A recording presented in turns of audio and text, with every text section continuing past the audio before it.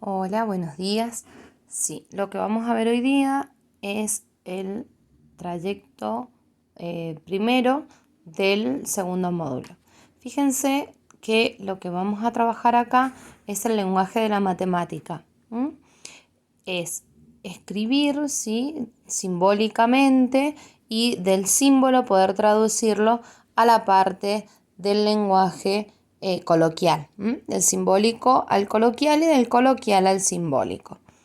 Entonces, fíjense, por ejemplo, les dice el doble de, un número cualquiera. Le asigno la letra X. Puede ser la X o puede ser cualquier letra, pero la idea es que sea una incógnita. El doble, ¿sí?, de un número. El doble, ¿sí?, 2. El de siempre va a hacerle referencia al por.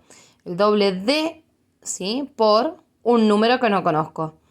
El triple de, el por, de un número que no conozco. Si yo les digo el siguiente, por ejemplo, el siguiente de 2, ¿cuál es? 3. ¿Qué es lo que hago al 2 para que me dé 3? Le sumo 1. Entonces, cada vez que yo necesite calcularle el siguiente, ¿qué es lo que voy a hacer? A un número que no conozco, le sumo 1. Si yo necesito conocer el anterior, lo que voy a hacer es restarle 1. Si yo les digo un número que no sé, aumentado en 3 unidades, le sumo 3. Disminuido, la palabra disminuido hace referencia al menos. Y cuando tenemos, ¿sí?, dice la mitad de un número, yo lo puedo escribir de distintas maneras. X dividido 2, ¿sí?, la mitad de un número que no conozco. Lo que yo hago en la mitad es dividirlo en dos partes iguales, ¿sí?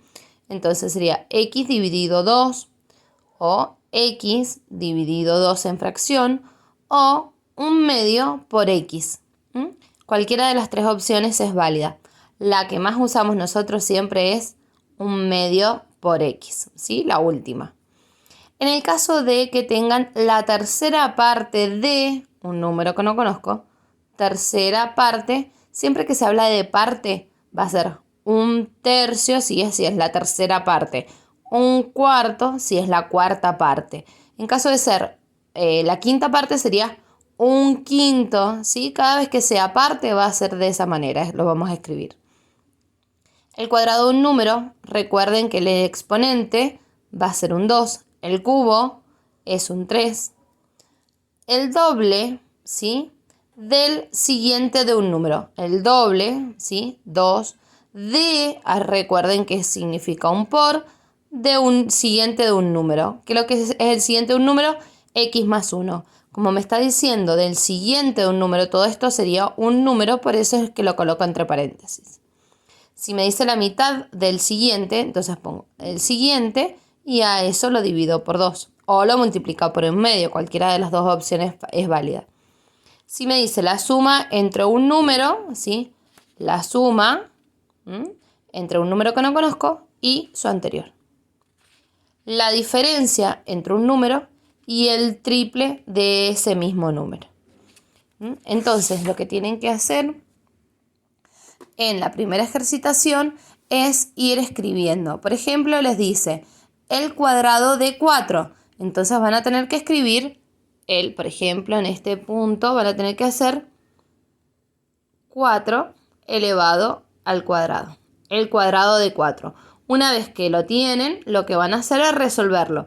El cuadrado de 4, ¿qué es lo que me indica este exponente? Que yo voy a multiplicarlo a la base, que sería el 4, lo voy a multiplicar 2 veces.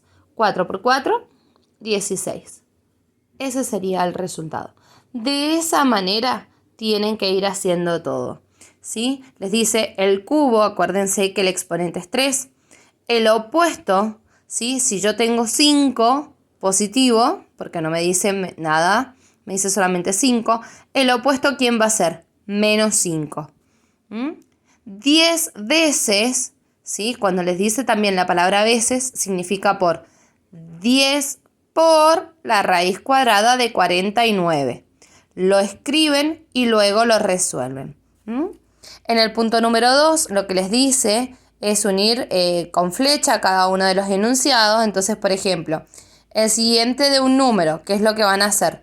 Lo van a unir con el C, que es el que me indica que es el siguiente de un número.